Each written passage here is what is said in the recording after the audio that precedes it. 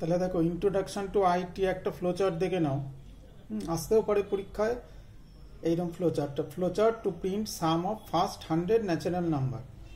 তাহলে 1 থেকে 100 অব্দি ন্যাচারাল নাম্বারের যোগফল আর কি। ঠিক আছে, এই জায়গাটা ভালো করে দেখো, 1 + 2 + 3 + 4 করে 100 অব্দি যোগফল আমাকে প্রিন্ট আউট করতে হবে, কত হচ্ছে যোগফলটা কত হচ্ছে। তাহলে জানো স্টার্ট দিয়ে শুরু হবে।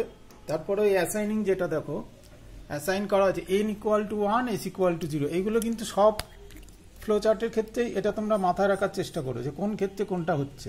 তাহলে এখানে কিন্তু n = 1 ধরা হয়েছে আর s = 0 হয়েছে। পরের স্টেপে চলে আসো, দেখো s = s + n, তাহলে s = s + n। তাহলে প্রথমে কি হবে, s এর ঘরে কত জমা হবে, 0 + 1 জমা হলো। ঠিক আছে, তারপর এখানে চলে আসলো, s এর ঘরে কিন্তু 1 হয়ে রয়েছে, হ্যাঁ, আর n এর ঘরে কত হয়ে রয়েছে দেখো 1। তাহলে এবার এখানে এসে জিজ্ঞাসা করছে ইজ n = 100। ঠিক আছে, যদি নো হয় তাহলে n কত ভ্যালু আছে, দেখো n ভ্যালু 1 হয়ে রয়েছে, তাহলে এখানে নিশ্চয়ই 100 নয়, তাহলে নো। তাহলে n = n + 1, তাহলে এখানে কি করা হচ্ছে, n এর মান ক্রমশ 1 করে করে বাড়িয়ে দেওয়া হচ্ছে। ঠিক আছে, n + 1, তাহলে n এর মান কত হয়ে গেল, দেখো n এর মান কত ছিল 1, তাহলে 1 + 1 2 হয়ে গেল। তাহলে আবার ঘুরে এখানে চলে আসলো, নো হলেই আবার এখানে চলে আসলো। ঠিক আছে, চলে এসে আবার এখানে আসলো s = s + n। তাহলে এবার নতুন s এর মান কত হচ্ছে, n এর মান কত হয়ে রয়েছে, দেখো n এর মান 2 হয়ে রয়েছে। তাহলে নতুন s এর মান কত হবে, নতুন s এর মান কত হবে 1 + 2, তাহলে দেখো 1 + 2 হয়ে গেল কিন্তু। ঠিক আছে, তাহলে 1 + 2 চলে আসলো কিন্তু দেখো। তাহলে s এর মান এখন n এর মান কত হয়ে গেছে, n এর মান কত ছিল, 2 ছিল আগে, তাই তো n এর ঘরে 2 ছিল।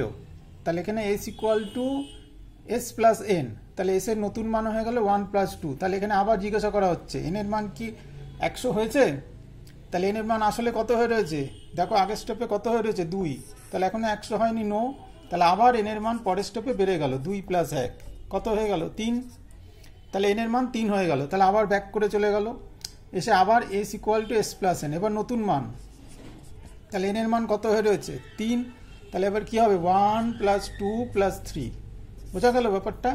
তাহলে এইভাবে কিন্তু হতে থাকবে, হ্যাঁ ভালো করে দেখো এইভাবে হতে থাকবে। তাহলে nটা কেন করা হয়েছে, n + 1 করে এক এক করে n এর মানটা বাড়িয়ে দেওয়া হচ্ছে। ঠিক আছে, এবার যখন n = 100 হবে তখন সব এরম যোগ হতে হতে 1 + 2 এরম 1 + 2 + 3 এরম করতে করতে 100 অব্দি যাবে।